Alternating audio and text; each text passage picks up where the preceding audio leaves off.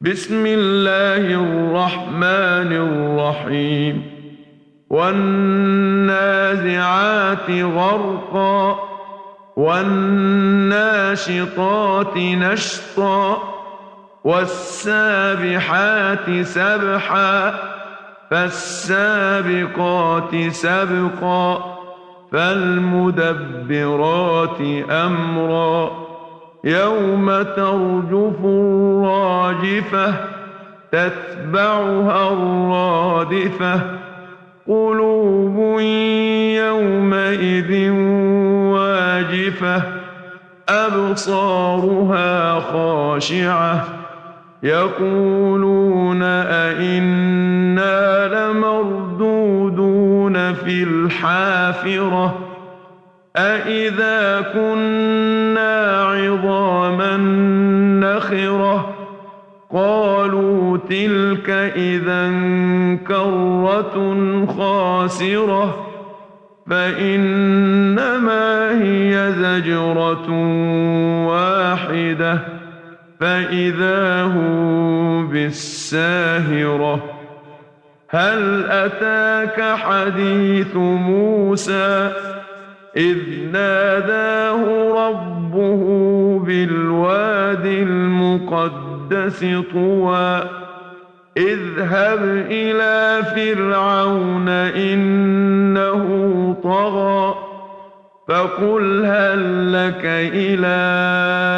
أن تزكى وأهديك إلى ربك فتخشى فأراه الآية الكبرى فكذب وعصى ثم أدبر يسعى فحشر فنادى فقال أنا ربكم الأعلى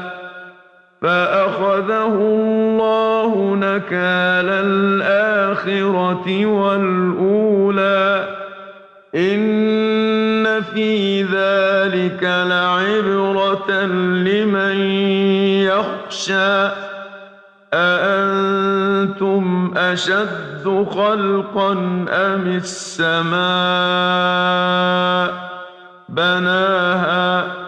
رفع سمكها فسواها وأغطش ليلها وأخرج ضحاها والأرض بعد ذلك دحاها أخرج منها ماءها ومرعاها والجبال أرساها متاعا لكم ولأنعامكم فإذا جاءت الطامة الكبرى يوم يتذكر الإنسان ما سعى وبرزت الجحيم لمن يرى فأما من طغى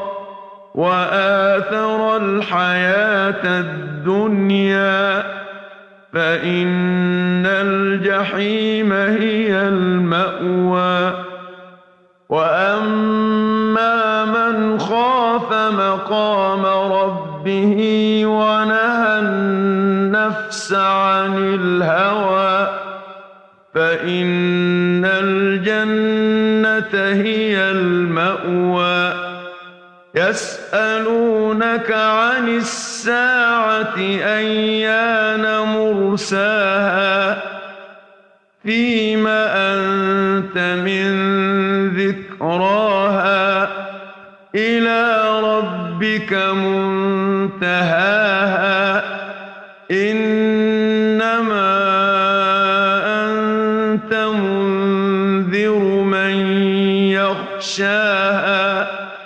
كأنهم يوم يرونها لم يلبثوا إلا عشية أو ضحاها